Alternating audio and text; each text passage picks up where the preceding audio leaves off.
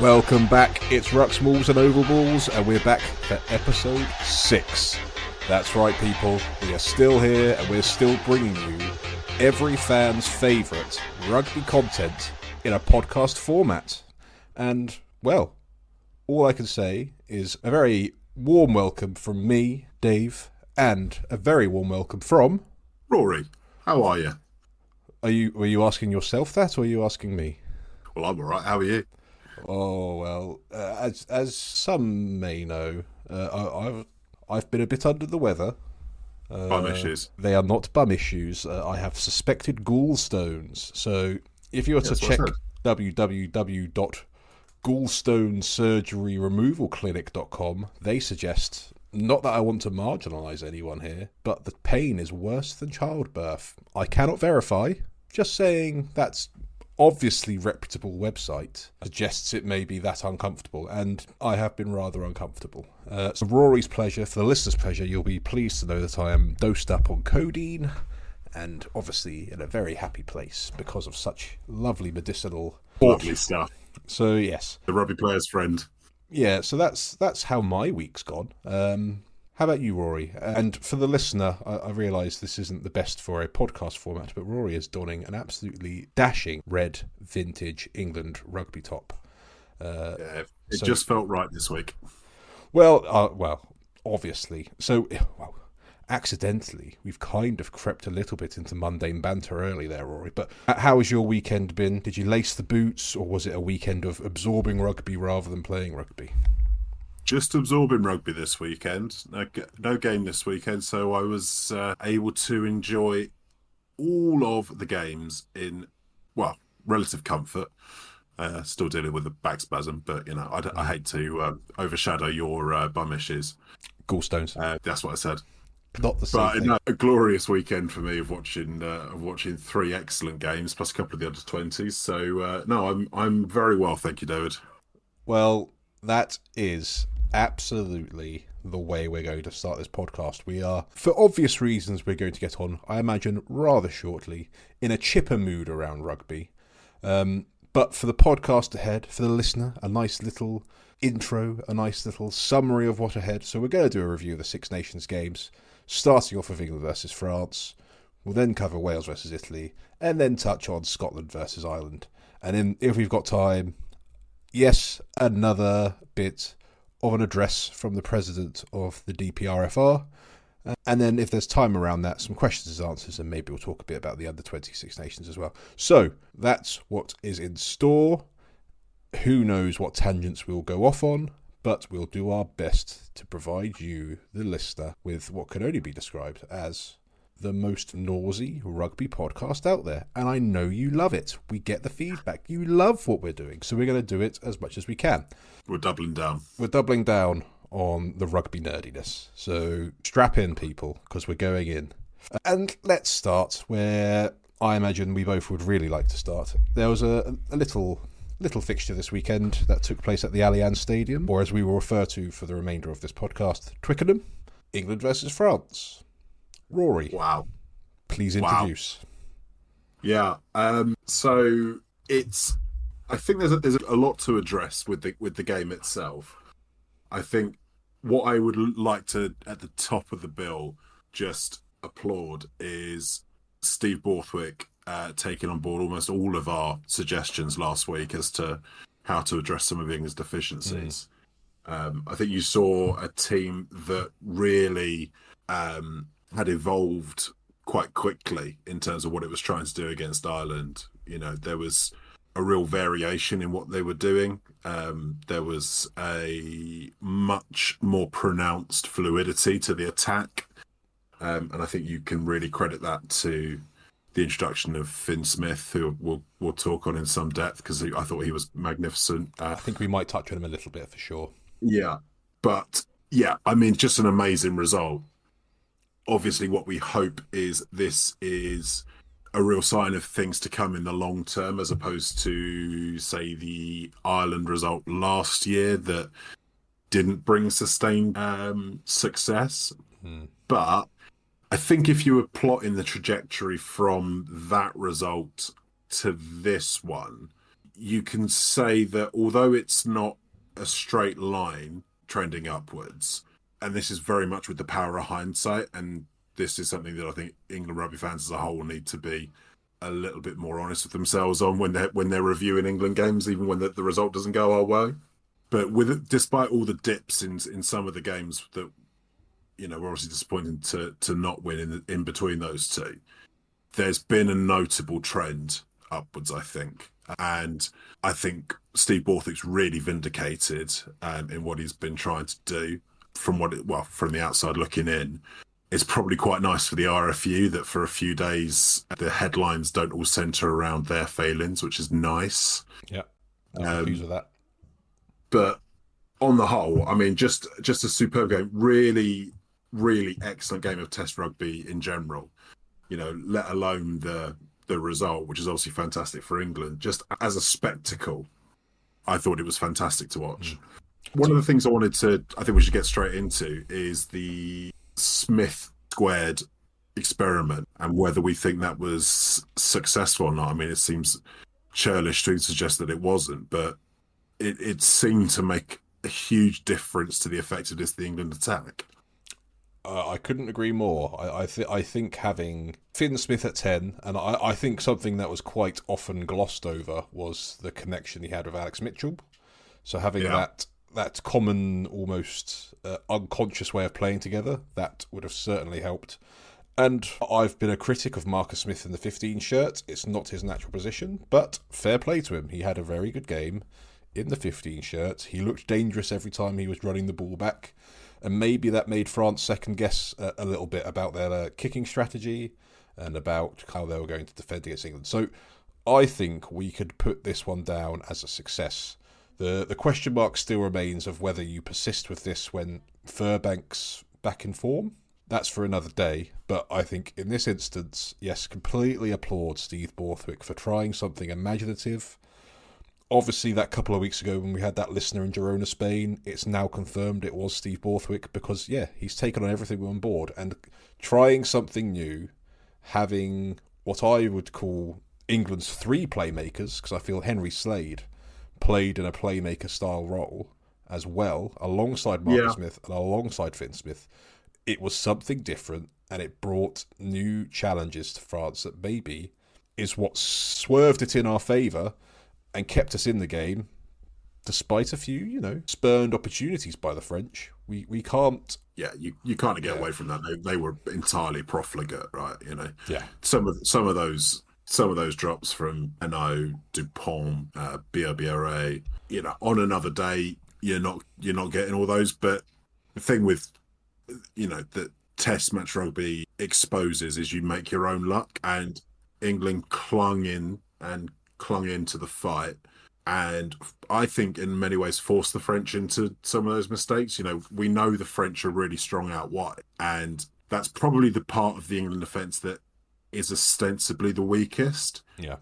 But what I would slightly counter to that is it looks weak when the French are so good out there, right? You saw their wingers sort of doubling up on one side of the pitch and isolating Ollie Slightholme in particular on a few occasions. So is it that England's defence is inherently weak out wide? I mean, there's probably a fair suggestion there, but also the French just exploited that really well, but just weren't able to capitalise on the opportunity. I mean, we actually probably didn't play a huge amount of rugby before the 60th minute, but we stuck in the fight, came in at 7-7.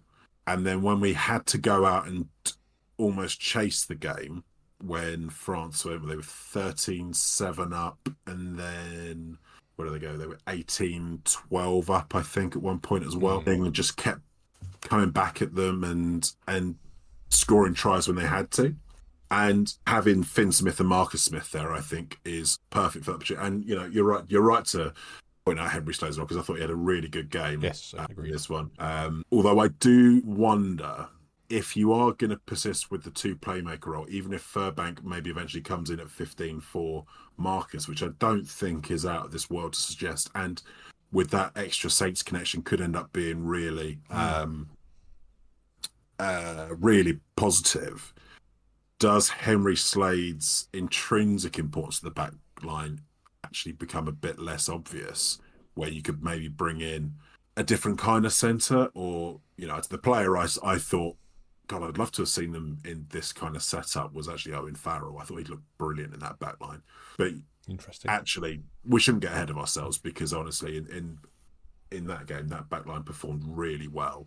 Yeah, some absolutely. some superb performances. One of the ones that I think is well worth highlighting is Tommy Freeman. We had a slight Yes. disagreement on a recent podcast about his aerial Yes. ability. His aerial Yes. ability was brought into question by Saints Yes. supporter David.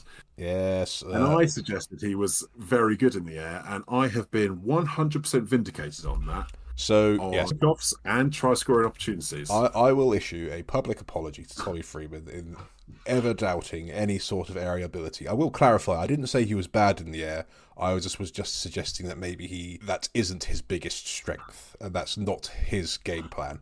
But I'm perfectly fine with him proving me absolutely wrong by towering over BLBRA with that crossfield kick from Finn Smith, who had it on a dime exactly where it needed to be. The kick chase, yeah, it was very effective. He basically did everything he could do to make me eat my own words. And I'm fine with that because of the end result. Absolutely, absolutely. You should never be afraid to eat your own words when the end result is positive. Exactly. And someone else who I call it a redemption arc after some of the performances in the autumn and in the Premiership, Finn Baxter. How good was he when he came on? Brilliant. What got himself a try, kept up the pressure in the scrums. I thought the set piece That's a Cologne. improved significantly when the changes came on.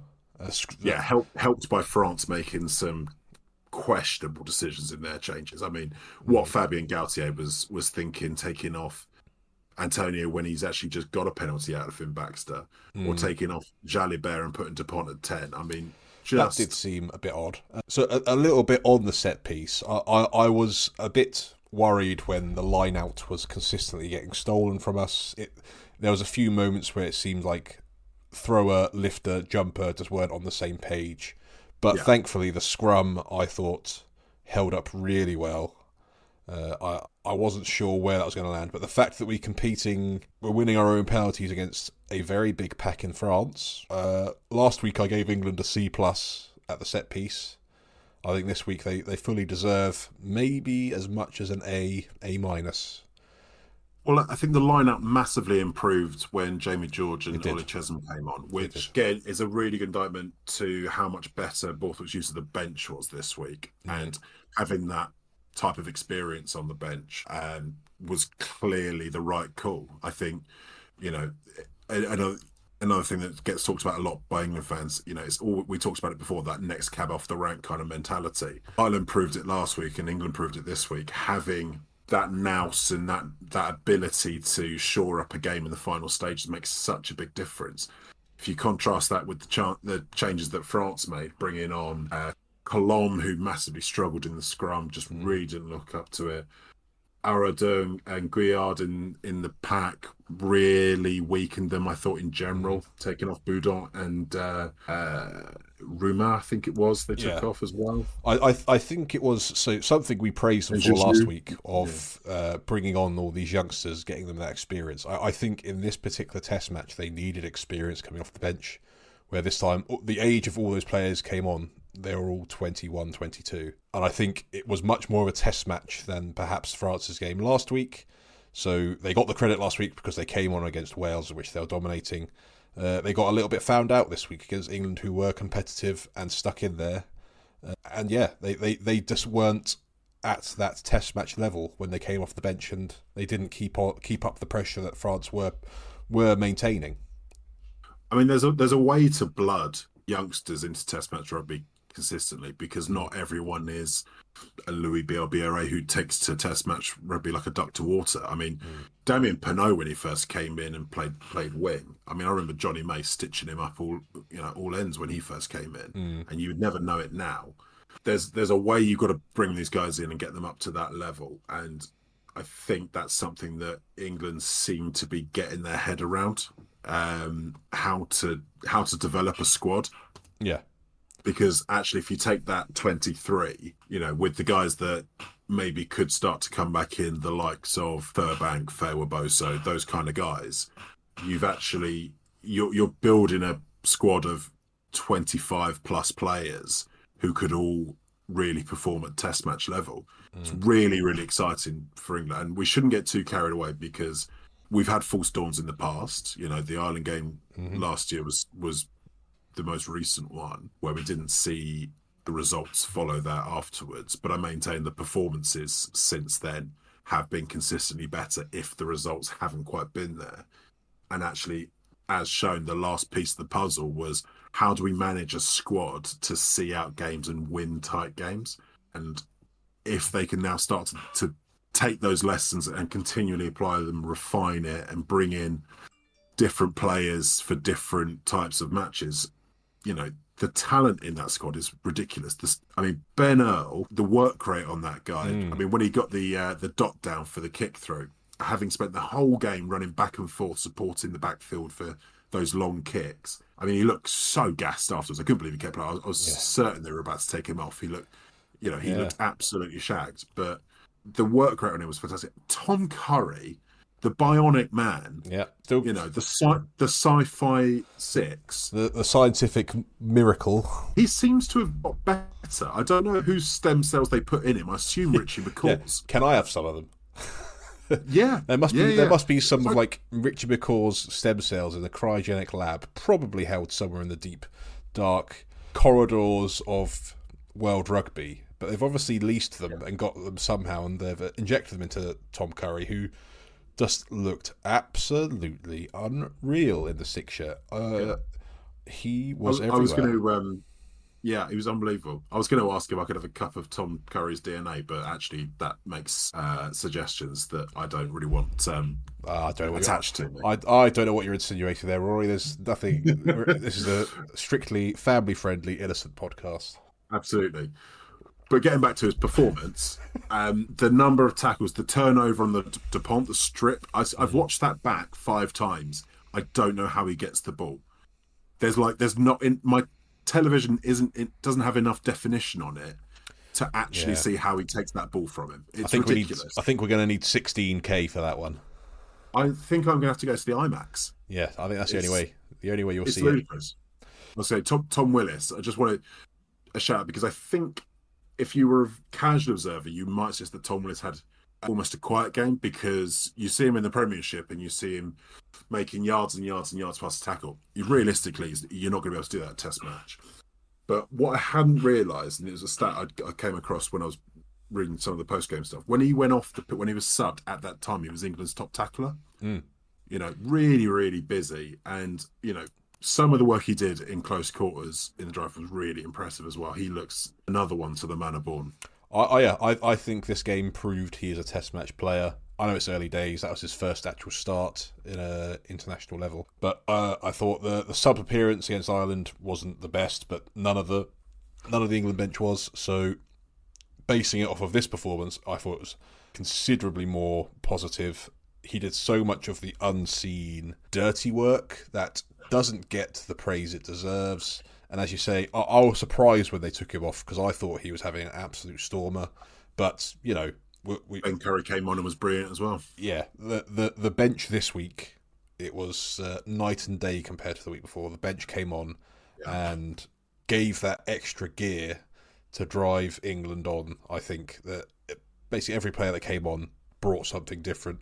And someone who I've been incredibly critical of in the past, in more recent years, is Elliot Daly. Not going to criticise him in any way, shape or form, no. For obvious reasons. No, I shared on Instagram a bit of footage fan had taken on their mobile in the stadium, and where they were was in the bottom tier towards the back in that corner where the maul was prior to him scoring that try, and watching his movement because it would be easy for him to drift across a little bit and make that run easier on himself, but that would also make him a much more obvious option for them to defend against. What he did was he hovered right behind the maul and also darting to the blind side to keep Le Garrett, the French scrum half, busy on that blind side so he couldn't go round to the open. And also Damien Penaud, who was on the other side of the maul but close by, was then forced to effectively join the maul because he couldn't go and spread the defence out wider. And if he doesn't do that, the French can then D up and he doesn't make that break. It's a really clever bit of movement. And the timing on the run, I mean, Smith, lovely little pump, and then giving it to him, just keeping everyone interested, keeping Dupont fixed. And the timing on it to break through, and the pace and the strength to make it to the line, so impressive. It's a fairly stock move that you'll see attempted time and time again off that type of situation at pretty much all levels of the game. Yeah, and Northampton do it very, very well, which I think is one of the reasons it's helped. Yeah, absolutely. When you execute it that well, with all those little elements in terms of movement and fixing and the timing on the pass, the delays on the right pass, it's lethal, and it's virtually undefendable. The only way you can really defend that is by making a 50-50 gamble as a defender and getting lucky. Because actually, if you make the wrong one and the attacking team you play against choose a different option in that moment, which is what the way it's designed to do, is to create those options. If you choose the wrong option at the wrong time, they score anyway. And fortunately for England, France didn't get their decisions right on that one. No slight on them. It would have just been an impossible task to defend it, really, almost. And it was just so fantastic to see them get over the line. You saw the kind of outpouring of emotion. I mean, I thought Itoje spoke really, really well post game. Looked really, we've spoken about it a little bit. He feels like someone who's got the right temperament to be an England captain, and I think he showed that. Keeping everyone to a level. We'll enjoy the game, but don't let the highs get you too high. Don't let the lows get you too low. Even Borthwick was cracking a bit of a smile. A very rare thing. Really rare. But just all round, just such an enjoyable watch as a test match. The first half was, not ostensibly the most interesting, but so absorbing, with France sort of coughing up opportunities, England clinging in there, getting the try through Ollie Lawrence at the end with one of the most brutal handoffs against Tomo Ramos, who does a proper Hollywood stunt actor dive off of it. It's great. It's really, really enjoyable. But all round, you just have to tip your hat to what was a superb performance and just a superb test match, really showing what the Six Nations is all about, because games like that are what make the competition. Absolutely. And I think when you think of the competition, England are in with a shout. Still an outside bet. We spoke last week about how 3 wins and 2 good performances would be par for England. We're now looking at being over par, or under par, if we're going to stick with the golfing analogies. Yeah, they've got a chance for the 4 wins. They've got a chance for 4 wins, which is as much as you could really have hoped for. Because as good as Ireland look, I think France will respond to this. I think Gautier is quite a ruthless character, and I suspect in the coming games he won't make the same mistakes in terms of the way that he uses bench. I suspect someone like Colomb might be a casualty in the next selection. If I was a betting man, which I am, I would bet on Slimani. Someone like Aldegheri coming in on the bench, like a proper scrummaging tight head. So isn't Slimani in the squad? I'll be surprised if they don't use him. Oh, Slimani, yeah, I could absolutely see that. Slimani offers virtually nothing to the way this French team play around the park, but what he does offer is old school French square-headed, tight-head scrummaging. Yeah. And if I was Gautier, that's what I'd do. I'd go full ruthless mentality. I'd go, right, we're coming away with 4 wins. We're putting it all on. We're going to beat the Irish, and we're going to give ourselves a shot of winning the tournament. Because actually, if they don't win the tournament, I think you'd have to say that this France team is perennially underperforming, because the talent they've got, the fact that they've only won 1 Six Nations under Gautier with that quality of squad is cause for real concern for them. So if it were up to me, I would go full ruthless mentality now. And I think someone like Jean-Henri Colomb, who I think has the potential, the ceiling to become a really good test match tight head. someone that size, if they can combine that with the right kind of training and physicality and dedication, could well become the natural successor to Antonio, but he's not at the moment. Finn Baxter absolutely took him to the cleaners. Yeah. Which is not easy to do. Joe Hayes as well did a really good job on Cyril Bay, helped by Finn Baxter destroying Cologne. But, we questioned whether Joe Hayes, well, certainly I questioned whether Joe Hayes was naturally a test match player. At the moment, he's answering those questions, and he's looked good in both games. Yeah, he's Scrum. So certainly warranting the bench spot at the moment. There's absolutely no reason to drop him from that. It's good to know the players are listening and are responding to our criticisms really positively. Yeah, absolutely. And I just think you have to just tip your hat to a huge improvement in strategy as well as performance, because that is a huge element to test match rugby, how you build a strategy and how you execute it on the day. And whatever Borthwick changed week to week was just a massive improvement. Yeah, and let's hope it's stuck with. I suppose another question to ask is, was this the quietest game we've seen from DuPont in I don't know how long? I mean, I think it'd be the worst game I've seen him play in my memory. And he still did some amazing things, right? So it's not like he was suddenly a terrible player. But just a lot of that team just suddenly had their worst day. Damien Penaud had his worst day. Aldrich was pretty quiet. Malvaca had a really poor day, I thought. Was he playing? Well, he was, because he dropped one when he could go over, and Ollie Slightholme picked it up and ran the other end. He did the laziest line-out throw ever seen. Oh, well, we're going to come on to that a bit later on, possibly. But I mean, it was just I loved that. That's a bit of me straight away. Oh, that kind of stuff. That's pure jouet. I mean, it's so French. Yeah. We don't mind that. We don't mind that at all. But it is interesting. It is interesting how a number of players had a bit of an off day. Probably helped a little bit by the conditions, but the conditions are the same for both sides, so I don't think that's an excuse. Yeah, no, you can't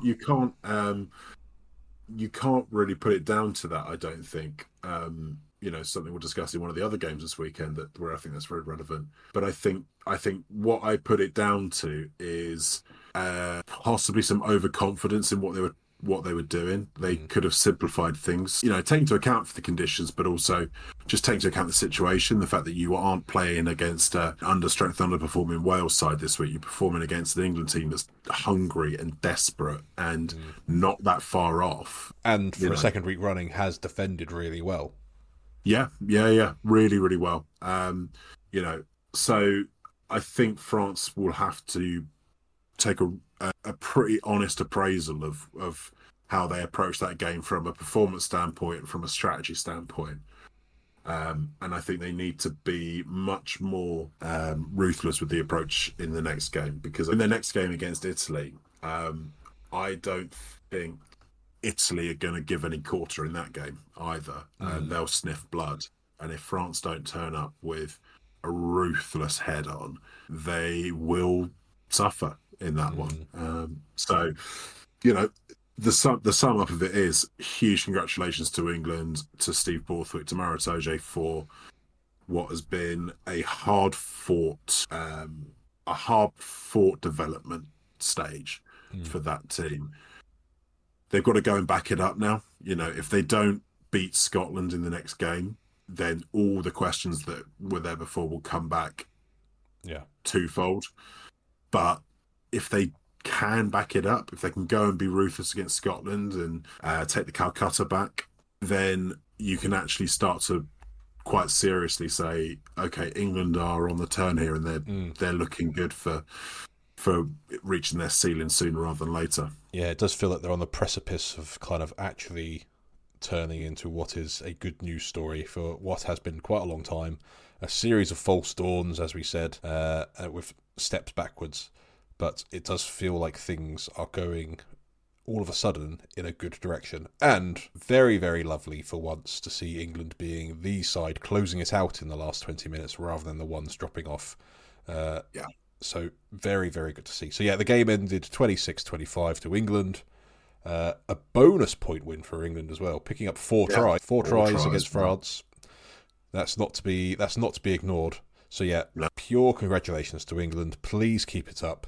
You're certainly giving us here at Rucks, Mauls and Oval Balls lots to talk about and lots to be optimistic about, which is what we'd much rather be than being a little bit pessimistic like we may have been last week. Now, let's talk about a nation that may be a little bit more cause to be pessimistic. Let's move on to the Wales versus Italy game. Yeah. Okay, so I think we should talk about the game before we talk about the aftermath. Agreed. But the spoiler alert is we're recording this on the Tuesday, and there has been some news. Yeah, there has, yeah. Yeah. So, okay. So I realise I'm wearing an England shirt. Yeah. And I'm unashamedly an England supporter, but it actually gives me no pleasure. How's Griff? Do you know what? I haven't spoken to him since. I suspect hiding in his room in Bermondsey, cuddling a Sam Warburton doll. I really hope he listens to that. Yeah, I'll give a shout out to his brother Owen, who was miffed that I didn't speak about them both. Although, in fairness to Owen, as I said to him, your drip's not quite as bad as Griff's, so you were safe from that criticism. Is that room for improvement or a compliment? That's for you to decide, room Owen. For improvement from Griff, yeah. Okay. Yeah. So there's a lot to cover about this game, and actually not a lot of it is about the gameplay itself. Yes. So for anyone that didn't watch, the weather was pretty appalling in Rome. I don't think it was cold, but it rained the entire time. And if you've never played in those conditions, it completely affects how you can address the game, right? It's not a it's not an undeciding factor. It's just about who can play the conditions better. I mean, do you remember some of the conditions you've ever played in, David, that were worse? I mean, I remember playing in a blizzard once. That was pretty leveling. Yes, I've definitely played in. I won't call them monsoons, but when the rain and the wind is relentless and there's nothing you can do about it, it certainly is a leveler, and it certainly basically makes any player with a double digit on the back of their shirt. Like, sometimes they don't even need to be there sometimes in those sorts of games. Well, they certainly didn't need to be for most of this one. No. I mean, I made the mistake in one of the fantasy leagues I'm in, not the Rucks, Mauls and Oval Balls fantasy league, of which I'm now top. I just want to make sure that everyone's aware of that. But the Super Brew one that I'm in, I had both Italian centres, and I made Melancello my captain. Between them, they garnered less than 15 points, even with the captaincy. So it was thankfully, a lot of fantasy rugby players fell into that trap this week. I was not one of them. I only fell for one of them. So that gave me a chance to catch up in the aforementioned league, which I am not top of in any way, shape or form. But yeah, we won't dwell on that. I am top, just to be very clear on that. I am now top. Yes, okay. Stop the count. 3 rounds to go. Okay. Oh, yeah. So those conditions force you into a kick battle, right? And the reality is, of the two teams, Italy were the only ones who performed a kick battle remotely effectively. Yes. Their strategy was very, very simple. They knew the Welsh were going to play phase after phase when they had the ball. Italy actually carried the ball about half as many times as Wales in this match, but they just defended so dominantly that Wales couldn't get any real go forward. The Welsh kicking strategy. I mean, have you seen a worse kicking strategy? I mean, it was so I've aimless. seen some poor ones, but I know the weather wasn't great, which will be a part of that. But there just seemed to be no method to the madness. It was pretty much every kick was too long, and any kick that was okay, there was no chase. And then there were keeping it on the pitch when it didn't need to be kept on the pitch. Then they were kicking out when it didn't need to be kicked out. It just felt absolutely rudderless. So yeah, I don't know what they were trying to achieve there. I thought both Thomas Williams and the 10 did not have their best days with. Well, I mean, they didn't, but I can only surmise that they were adhering to a strategy that they've been told to perform. Because Thomas Williams, if you've watched him week in, week out this season, and really throughout his whole career, his kicking is phenomenal in pretty much any conditions, right? He's got one of the most accurate box kicks of any Northern Hemisphere scrum half, and he's got some of the most varied kicking of any Northern Hemisphere scrum half. You know, Thomas Williams is a much better player than what you saw at the weekend. Yeah, absolutely. And Ben Thomas, I mean, God love him.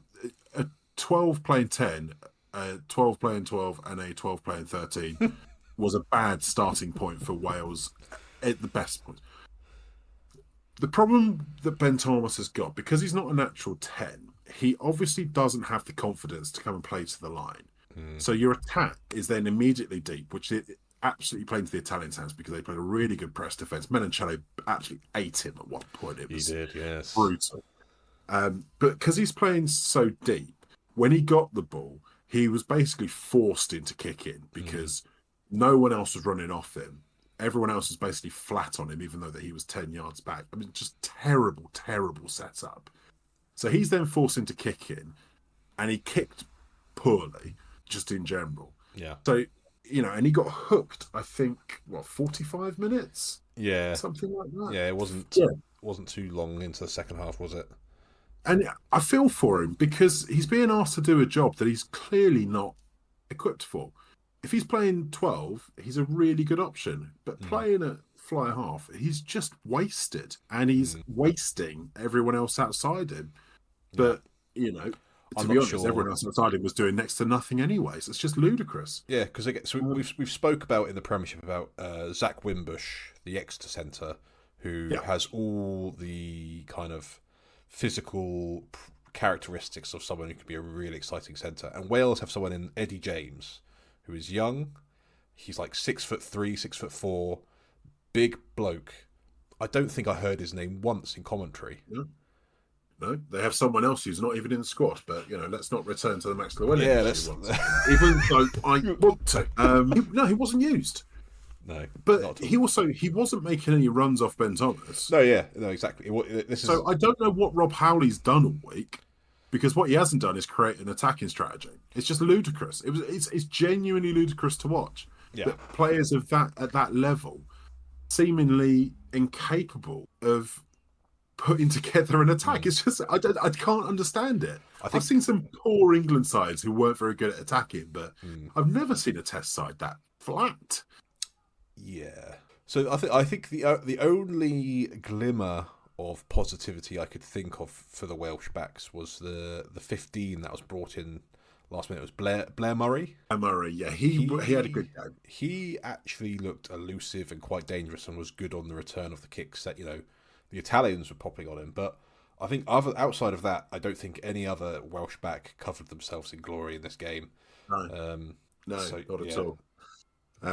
So right, we won't dig in out Wales because it's actually quite sad to see at the moment in terms of what they're doing, and I take no pleasure in it because it diminishes the Six Nations to not have Wales be competitive because it's a proud nation of it, but it is a genuinely sad moment now because we are going to hear the almost legitimate question marks around, well, Georgia are now actually ahead of them in the world rankings. Yeah, and if they lose the rest of their games in the Six Nations and go to Japan and lose both of their games, they'll drop below Japan.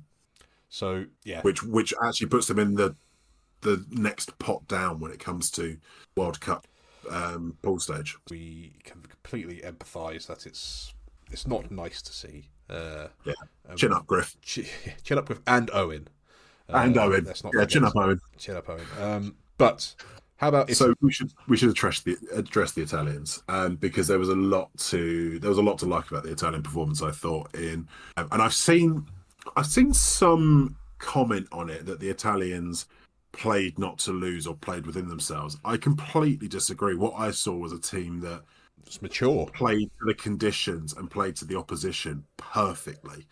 I think they knew what Wales would try and do with the ball and decided, well, look, we can just tackle them out of the game, and they did. Their tackling was superb. Their set piece was phenomenal. at scrum and line out. I was really, really impressed with that. I think the Ferrari and Fischetti as two props were really good. Nicotera is a real handful around the pitch. I think you got 2 turnovers, something like 2 or 3 turnovers as well. Yeah. You know, they're a real handful at set piece time, and no one should take them lightly at that. But I was particularly impressed with the Canoni brothers. I'm glad you mentioned them. Yeah. I mean, Lorenzo Canoni, What a game he had. Did you see him bounce Faletau? Oh, everything he done was magnificent, including bouncing Faletau. Yeah, sent him flying. He just looks so physical, and he is clearly a test match player. And what we're hearing is they're both on their way to these shores. Let's hope. And Gloucester, if you're listening, sign them both, because I want to see them in the cherry and white. Northampton, if you're listening, sign them both, because I said it first. You're signing everyone else. Apparently, Gloucester have signed Fischetti as well. So, you know. Yes. We're going to be Lost Gloucester. Lost Gloucester, yeah. So, but yeah, the Canoni brothers, yeah. The Italian pack, I think, as a unit, were impressive.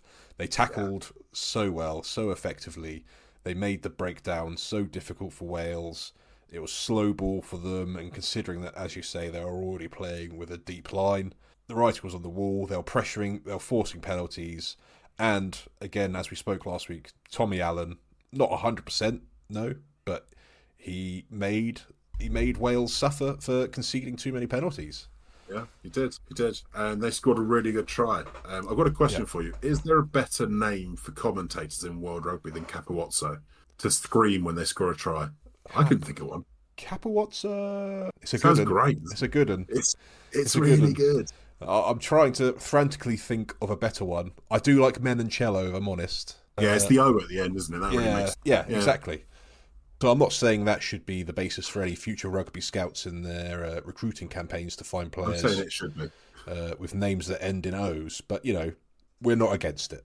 And if you're a rugby player and you want to change your name to one that ends in O, I'm all for that as well. Yep. Davo and Rorio are fully supportive of that. What is the potential ceiling for this Italian team then? Because they're proving themselves at not being the underdogs anymore. It's the first game they've gone into being the favourite in the Six Nations, officially. What is the ceiling? For this particular Italian side, or the Italian setup, for this particular Italian side, I think the ceiling is still probably what they managed last year, 2 wins and a draw, maybe 3 wins in a tournament at the moment. I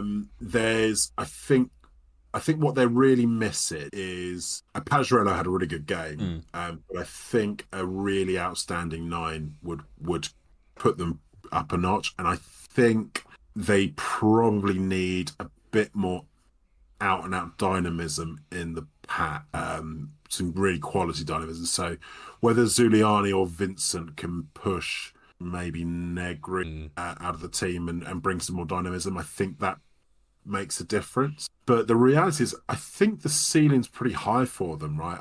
What they'll be looking to do, I think, is to improve on last year's performance in the near future. I suspect they won't manage it this year because the fixtures don't quite fall that way for them.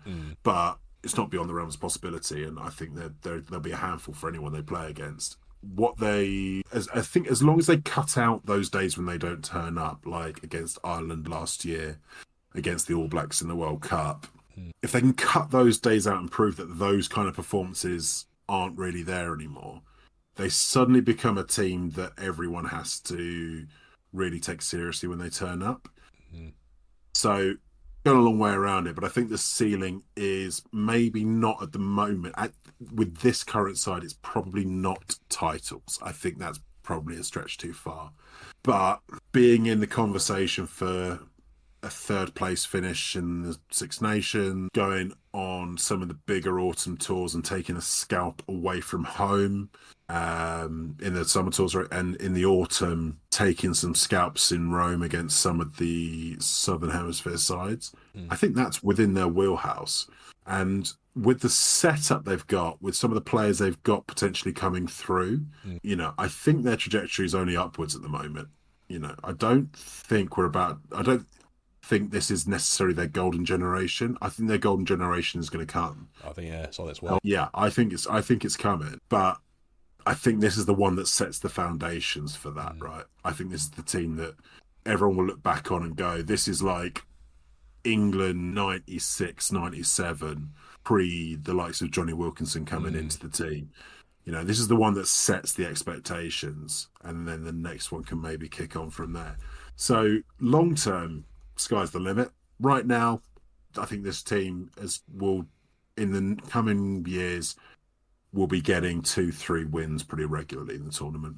Well, yeah, it does definitely feel like a team that is building a very strong rapport with its fans. I think probably uptake in rugby in Italy is probably going to be upwards off the back of this team, which will only help.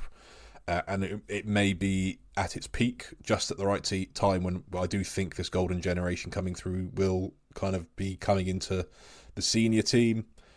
So yeah, I'm inclined to agree. I think maybe this generation, I think something that might be of note to them is that they may get that final scalp of England in a Six Nations at some point, maybe within the next 5 years. It's definitely, as you say, it's in their wheelhouse on the right day. So yeah, I completely agree. So the game itself ended Italy 22, Wales 15. So Wales kind of coming back from half-time being 13 points down, getting themselves a bonus point at least. So something to take away from the game. But a little bit on the happenings post this, Rory. Yeah, so we've had the fallout today. Gatland has now left his position as head coach. I can't remember a head coach leaving an international side mid-tournament before. Nothing springs to mind. Certainly not Six Nations, though.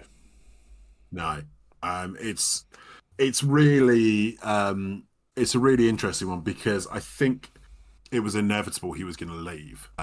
Not just because of the result of the weekend, but I think the results over the last year have just, the writing has been on the wall for a little while.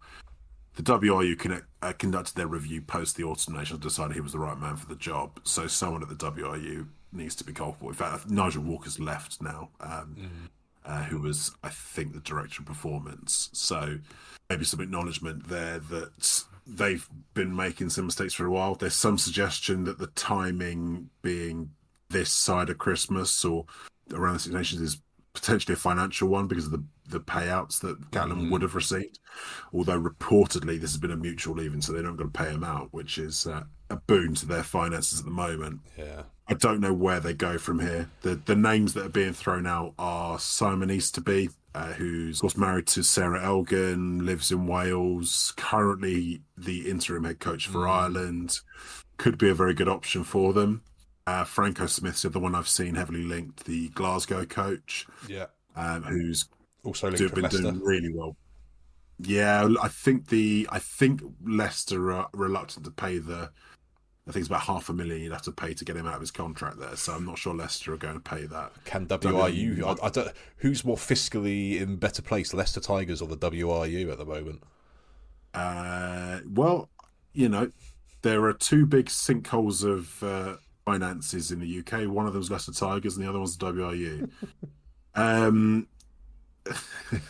I think if they decide that's their man, I think they'll find the money.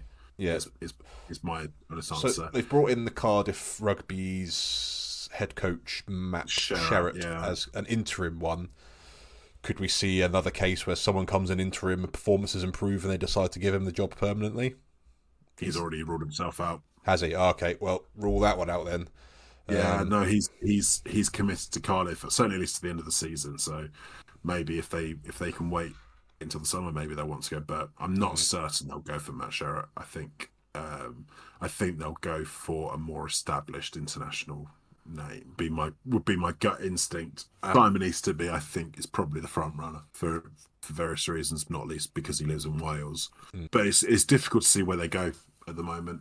Is the honest answer. I think some of this is to do with the lack of legacy planning from the previous Gatland era, where there wasn't really any focus on who's going to replace that golden generation of players.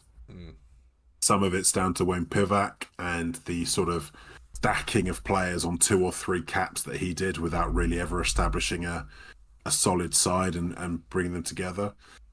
But a lot of it is just down to the arrogance of the WRU and the lack of professionalism.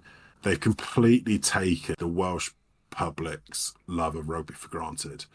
They haven't developed the sport there in any way. If you compare what Welsh rugby's done over the last 20 years compared to what Welsh football's done, it's staggering how poor Welsh rugby has done in terms of development. You know, Welsh football's gone from having a handful of hundreds of fans going to games to being able to sell out Ninian Park whenever Wales are playing, and having a real culture and affinity for the team, making some of the best performances that Welsh football's ever had, getting to their first World Cup in 70 years or so.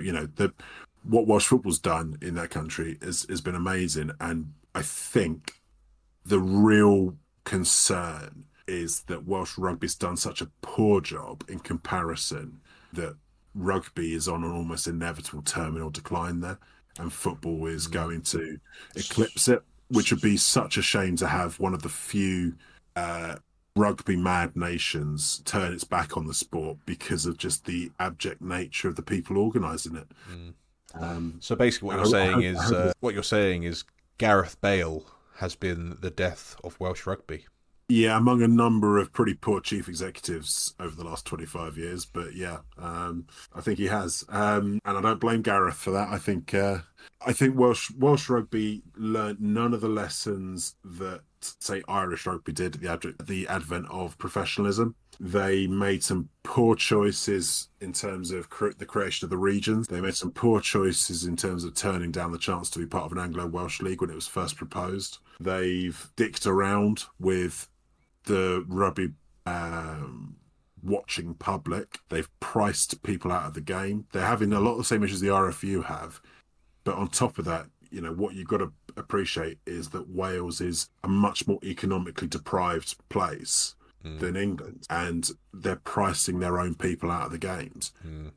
Kids are not getting into the sport. The playing numbers are way down. The performances across the board haven't been very good. I hate to make it sound so depressing, because I think there's enough goodwill left that if you galvanize it and you make the radical changes you have to arrest the current decline, there's enough there to bring Welsh rugby back to its former glory.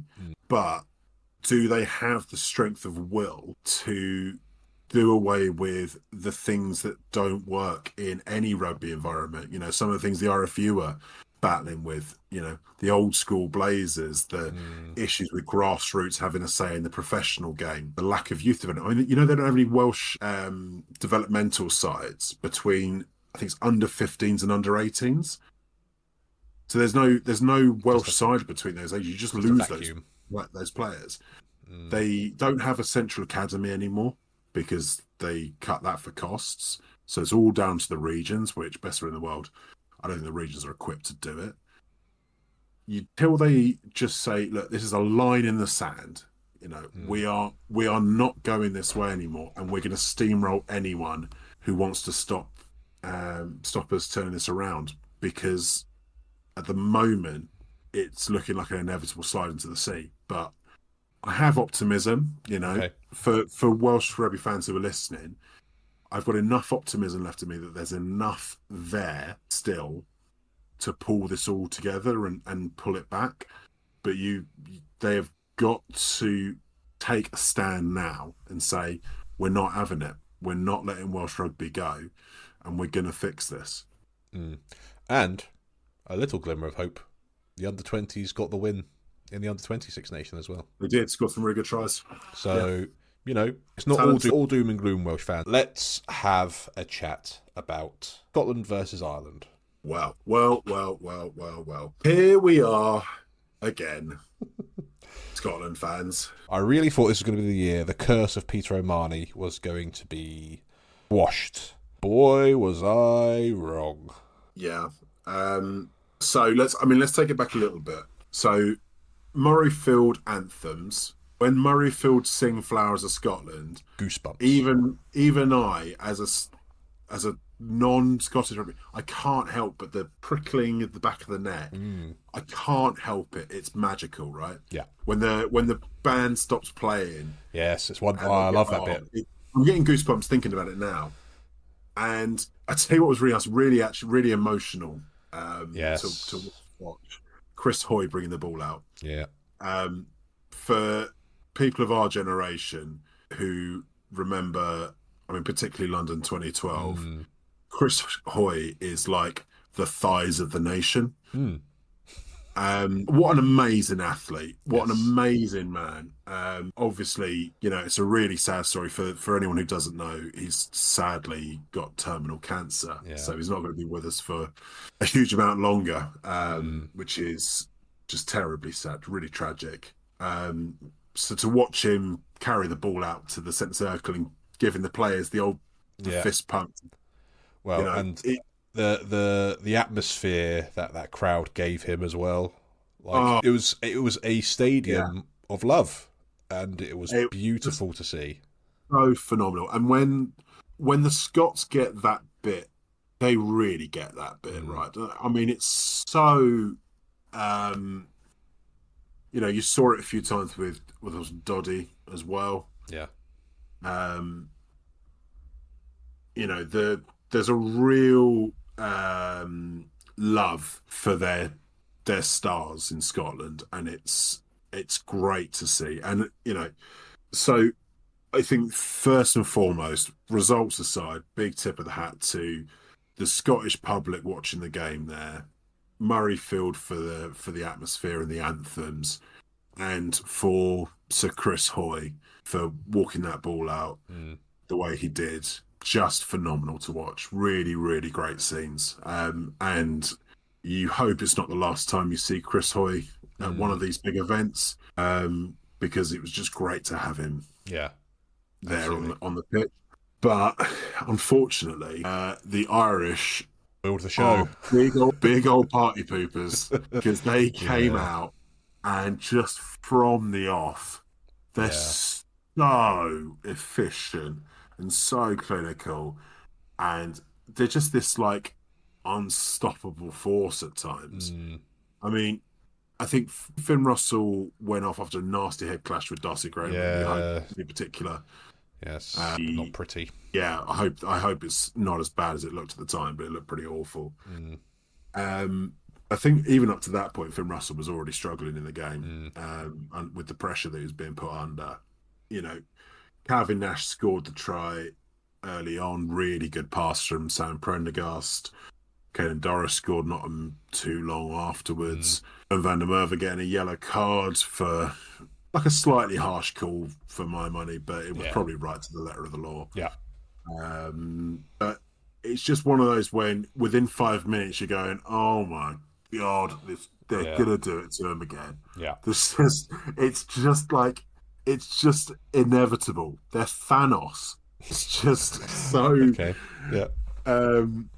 It's so constant with Ireland. They're just this inevitable force that breaks you down. The pressure they put on every single ruck, and he defended they defended the gain line all the way up the pitch like it was the try line. Yes, absolutely. It's a mentality that I think they have, that they seem to pride defence above any other part of their game, and they will defend the line with every single fibre in their body as if it is the try line. And maybe that intensity is what is a bit of a difference maker for them, because they defend as a unit as well. Like man for man, they really stand up in defence.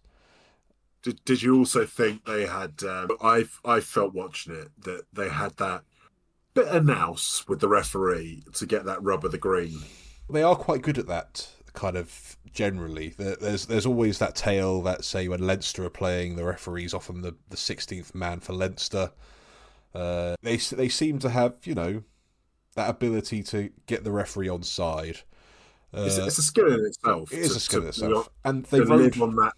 Yeah, live on that edge. Yeah, and get absolutely. away with things. You know, someone like Van der Fleer is particularly good at it. Mm, Doris is very good at it. Ty Burns is exceptional at it. yes. Just been on that line between what's awful and Mm, what's awful, yes, and they absolutely. just get away with it. And I think Doris is probably one of the best captains at communicating with a ref. He's very, very good at it. Do you think it's because he's really handsome? Well, you can't help but look into those eyes and think that must be something to the refs, because you can't ignore it. You can't ignore If it. I was going to remake PS I Love You, I think I'd cast Caelan Doris.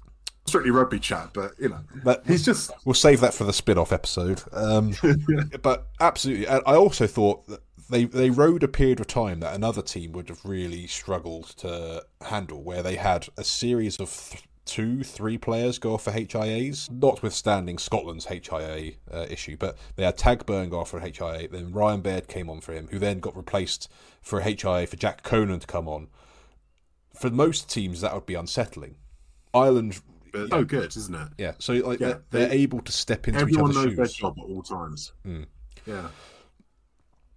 Okay, one thing I want to talk about on Scotland. Yeah, please. We touched on the injuries, the horrible head clash that Finn Russell and Darcy Graham had. As we said, really hope they're both okay. From what I'm hearing, it's looking like we're unlikely to see either of them definitely in the next match. But we'll see for the remainder of the tournament. Is it worth discussing? Do the benefits of a 6-2 split on the bench outweigh the negatives, as we saw here? It's a really good question because it intrinsically makes me nervous to have a 6-2 split. You only need an incident like that. I mean, even losing one back player early on can be really, really difficult to then manage the rest of the game. To lose two at the same time is so unfortunate in that sense. And Stafford McDowell was a really good replacement, right? He's a good player. But Jamie Dobie is a 9, then having to play wing for the whole game against James Lowe. Yes. He got the same treatment Alex Mitchell got last week. He got that handoff from hell, and I think it's difficult to say, right? But I look at the forwards that Scotland had on the bench. You got the 3 front rowers. That's always set in stone. Yeah. Ritchie is a very good replacement, right? I think he was a skipper for a while. Wasn't he? He was. So having him on the bench is a good call for my money.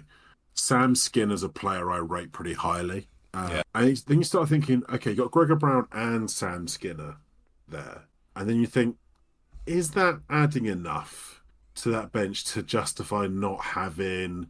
I mean, I'm trying to think of who would naturally be on the bench, but maybe like a Cam Redpath or Rory Hutchinson, one like that. And you think what a difference that would have made if you'd had that option.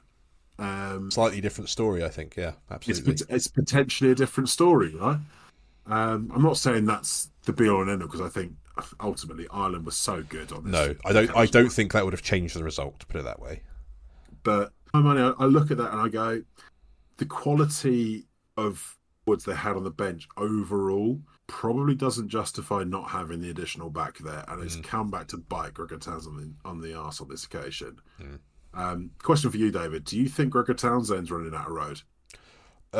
I'm certainly hearing some mood music from my Scottish friends and fans. Patience with Gregor Townsend is running particularly thin.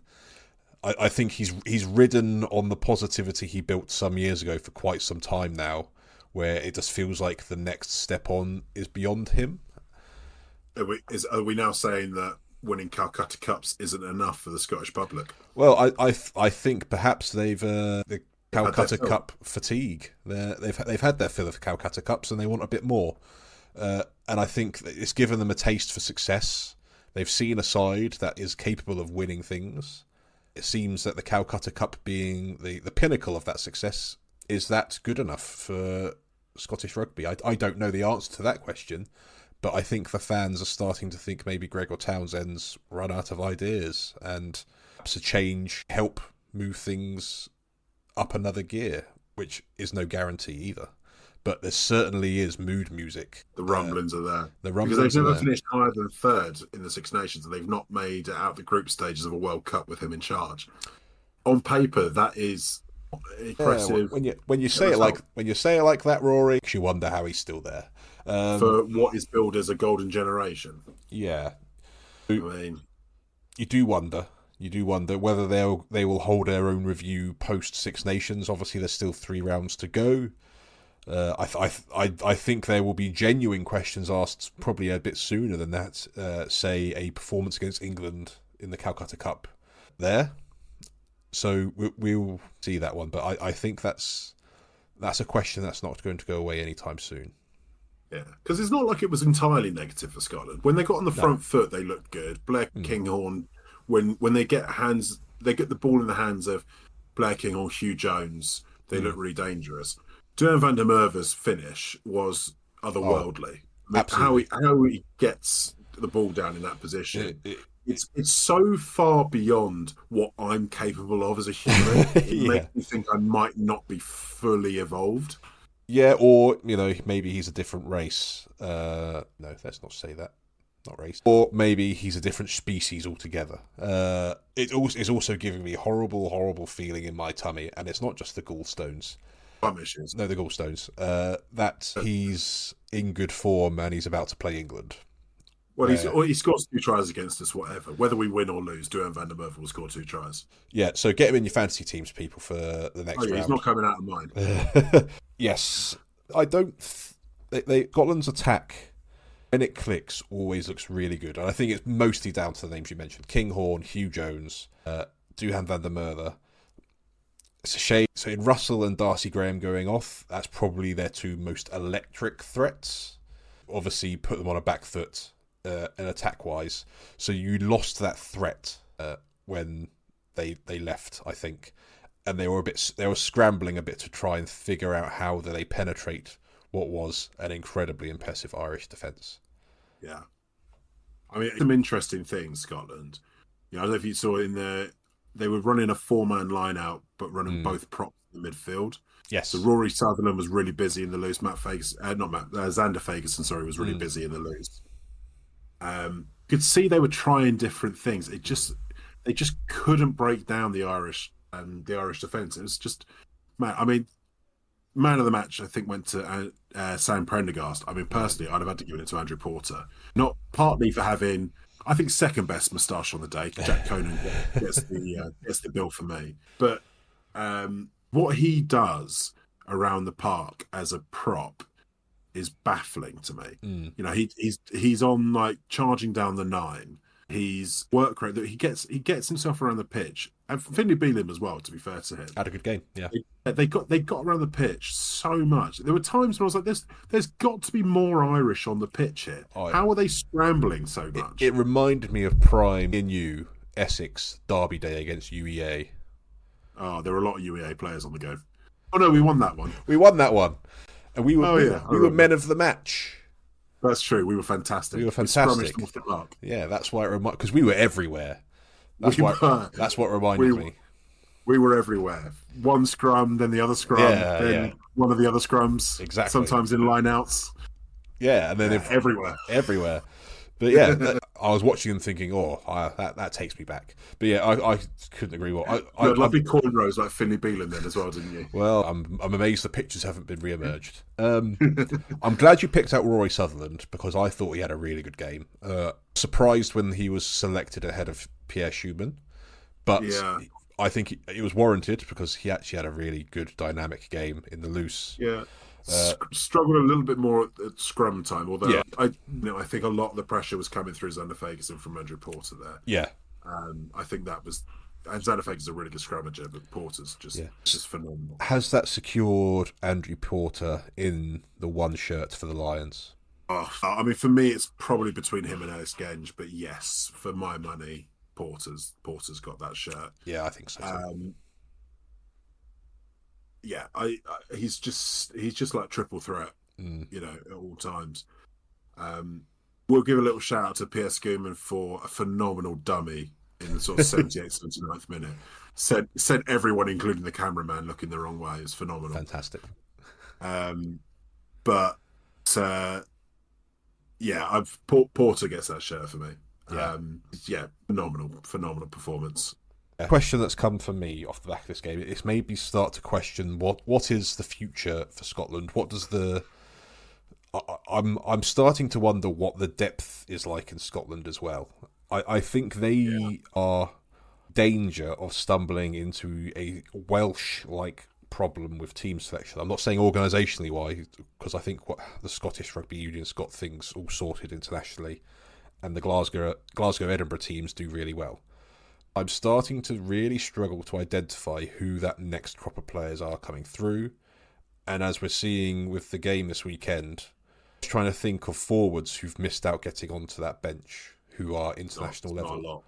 I can't think of many off the top of my head without really, really kind of scratching deep into kind of other teams' squads. So I have a slight concern around that with Scottish Rugby about where that depth is. But I think we'll dig into Scotland a bit more perhaps next week. But I think for them, this tournament is about being as strongly as they can. Because I think the early hopes of maybe this is our year, firmly dashed. They just need to finish positively and get some results. And for them, I think 100% focuses on this England game. I mean, again, they could still come away with 4 wins, right? Yeah. They could come away with 4 wins. I think it's unlike... So I think my worry for Scotland is it's sounding like Finn Russell's going to be out for the England game. I think Darcy Graham's likely to be out for at least probably the next 2 games, maybe the rest of the tournament, depending on kind of the severity of the concussion symptoms he's got. You start to worry about whether they can maintain a level of performance then, don't you? Yeah, and they were already coming into the tournament with kind of well-documented injury concerns. They're missing Tuipulotu. They're missing Scott Cummings in the second row. Cupboard's a little bit bare. Yeah. So I think they just need to target good performances over anything else. Yeah. I mean, as long as it's not against England, I'm happy for them to win their other games. Yes, quite. So the game itself ended Ireland 32, Scotland 18. So that's quite a convincing win for Ireland at Murrayfield, having what I think is an 11-year streak or 11-match streak against Scotland. So they've certainly got the hoodoo over them, and to see when that changes if it wasn't happening anytime recently. So that is our summary of the 3 games of the Six Nations this weekend. The tournament itself is in a very interesting position. There is Ireland, who are still technically on for the Grand Slam. There's 3 teams who could still be on. They're still in it with chances to win the tournament, because I still think you could win this tournament with 4 wins. Yeah. And Italy are looking dangerous, and there's Wales. So that's the Six Nations. All to play for. But now is as good a time as any for our weekly address from El Presidente of the Democratic People's Republic of the Front Row. Once again, all standing for El Presidente, Rory. Rory, what do you have for this week in the address to the nation? Well, thank you, David, and welcome everyone to our latest address from the Presidential Palace. So there's a lot of options of what to speak about this week. I covered some of them. Andrew Porter's moustache featured highly. Pierre Schumann's dummy featured highly. Both would have been worthy inclusion to this week's address. But I'm going to give a shout out to what I'm going to say was an international outreach and governmental parade of front row performances at Allianz Twickenham Stadium, with several really, really strong front rowing moments to address the underclass of hookers first and foremost.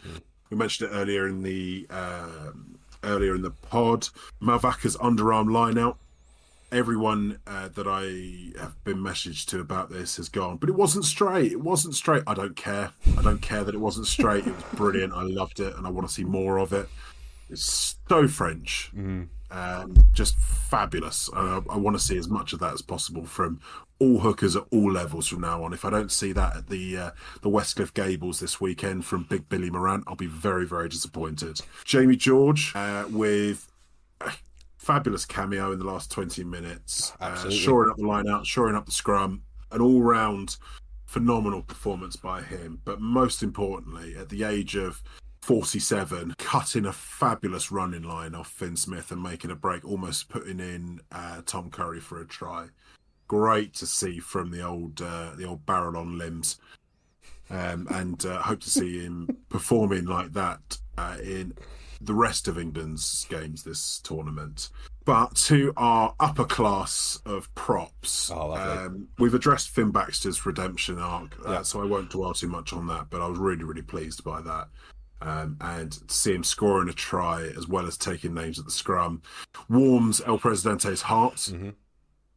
But really, everything has to go down to Pascal Gross for a phenomenal bit of cover work in the backfield, dotting down a grubber kick in the corner ahead of the filthy wingers who chased him, and then being summarily gassed for the next 5 minutes, going straight from a sprint into the corner, dotting it down, going from that into a scrum, and looking thoroughly shagged for 5 minutes afterwards. Just beautiful to watch. I mean, he looked majestic diving on the ball to the manner born in backfield coverage.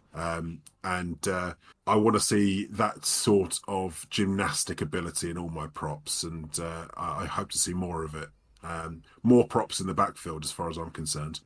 Well, that's magical. Well, El Presidente, if I haven't heard more truer words spoken and more inspirational words for our brethren in the upper and underclasses of the front row, I don't think I'll ever hear more inspirational words. I hope any aspiring front rower listening, or any front rower listening heading to a game to play on the weekend, please take these words to heart and take them very seriously, because we 100% say all this completely, sincerely, wholeheartedly want you to be doing this.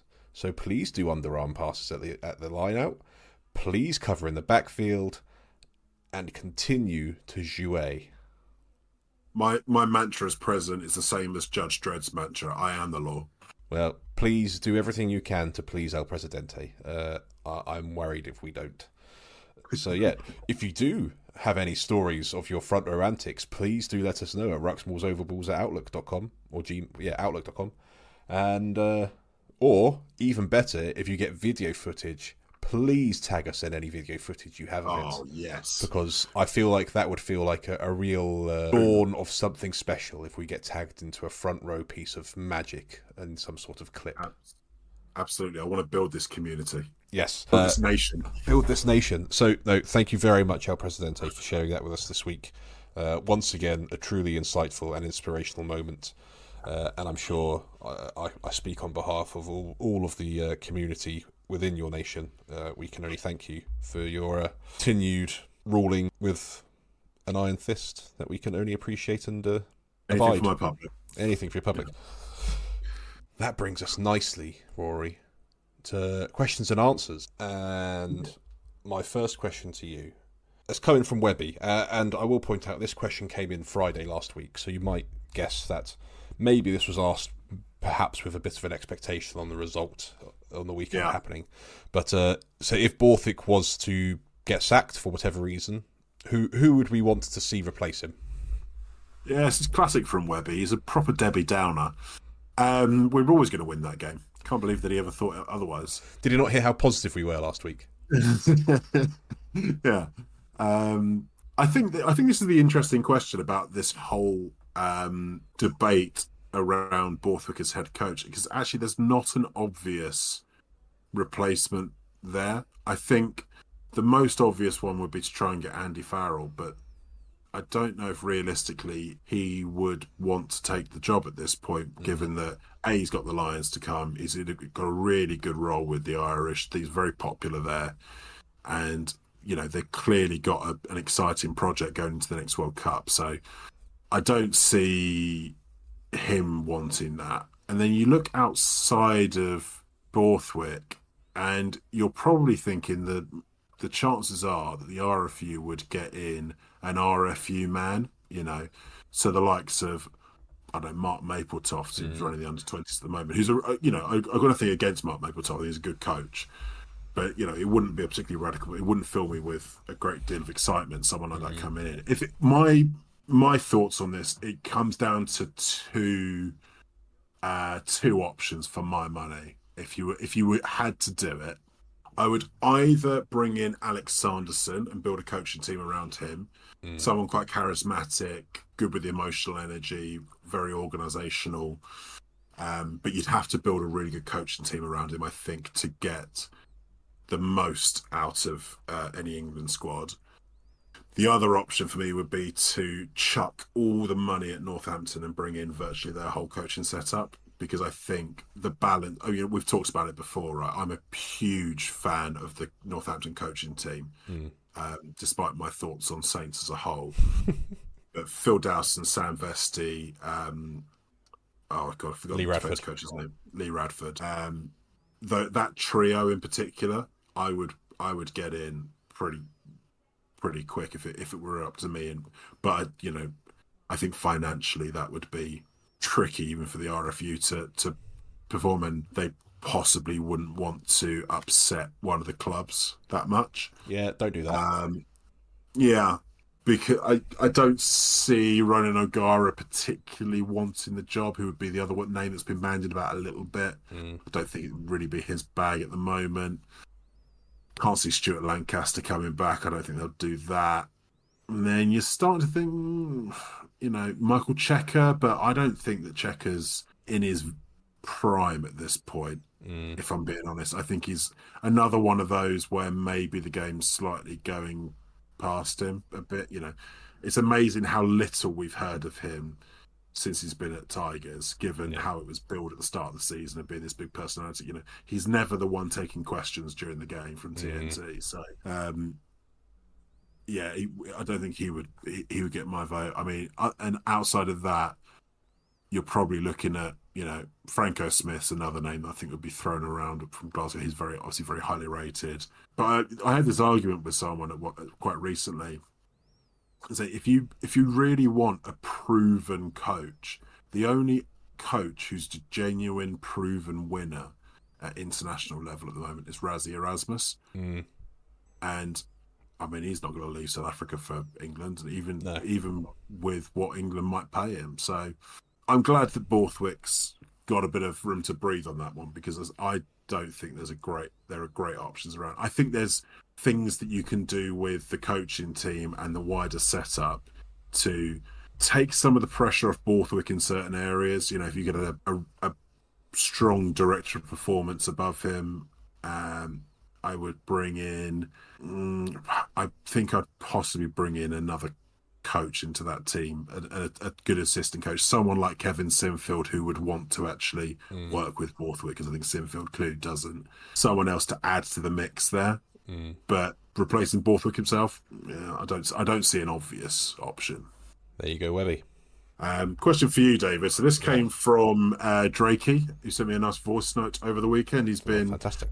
Been listening. So Drakey, who applies his trade in the Welsh leagues, was playing on Friday night, and he was served for his post-match tea Minestrone Soup, which he was summarily disappointed with, and I have to agree. I think that's a criminal post-match tea for any rugby club to serve. Yeah, so that's awful. Carry on. Well, his question is, what is the best post-match meal? Finally, we're getting down to the nitty-gritty. These are the things we were born to answer. First of all, Drakey, please let us know the name of the club that has served you the Minestrone monstrosity, because they rightfully deserve to be named and shamed. Name and shame. Because that is an absolute aberration. and should be stopped immediately. No player should be forced to do that. That is absolutely woeful. In terms of best post-match meal, so I've certainly had a fair few absolute humdingers. But for me, I'm a simple soul, Rory. I'm not about fine dining. I'm not about kind of anything fancy. There is something special for me seeing a pile of wrapped up jacket potatoes in tin foil. Oh, now we're talking. And maybe a vat of beans and a lovely bit of styrofoam to pack it in and just go eat it outside with a pint. Yeah. For me, now we're talking. That's how you do a post-match meal. It's straight and simple, to the point. Very much how I like to play my rugby. Lethal on the coach home. Lethal on the coach home, yes. So for me, that epitomises the best post-match meal. Is something that's stodge, pure comfort, and just, that little bit of something to just send you home with a smile on your face. But I'm sure... What's that? Well, you'll remember this. For listeners at home who weren't at university with us... which is probably the vast majority of you. Yeah. Our university had a Saturday team called the Cavs who played in the local merit leagues in North Essex and Suffolk. Yes. So it was effectively a hungover student team on a Saturday playing against the local third teamers who all wanted to come out and rip our heads off. For being students. Fair enough, really. Now that I'm in my mid-30s and playing third team, I completely see where they're coming from. But the benefit of playing Cavs was post-match meals. And I remember one club, it might have been Brighton Lindsay, I forget exactly who it was, but their clubhouse was effectively the local pub, who put on like a whole roast dinner. And I tell you what, as a poor student, getting a free pint and a roast dinner on a Saturday afternoon was one of life's great pleasures. Yes, I'd forgotten about that. I remember that. I remember walking in thinking, this is the weirdest club I've ever been to. I thought we'd stumbled into like someone's like 60th birthday at the pub. Yeah, and then to find out that we were getting a full roast at the end. Oh, it was magical, considering we were living... let's not say the most balanced diet. Well, I do remember pre-Christmas when you ran out of money and lived for 1 month on a 3-litre bottle of milk that you'd bought and some oats. And that was your diet for like a month so you could save enough money for beers. Yes, not my finest moment, but it was great for cutting for Christmas, and the pre-Christmas cut, pre-Christmas cut, and thankfully I was quite good at that stage of convincing other people to purchase me alcohol, which was for some reason more of a motivator and more of a priority to me than living. So yes, that certainly is a little glimpse into our past there for the listener. And I very much, Drakey, I very much appreciate that question. That's very much the sort of question we're really desperate to get on this podcast. So thank you again for getting in touch and sharing that. And please do let us know the name of that club. They will be ridiculed publicly and relentlessly. Without mercy. And on that note, we're going to end the podcast here. So that's it, people. Episode 6 is in the bag. Thank you for listening. It's a bye from me, Dave, and it's a bye from Robbie. El Presidente. Yeah, El Presidente. We'll see you next week.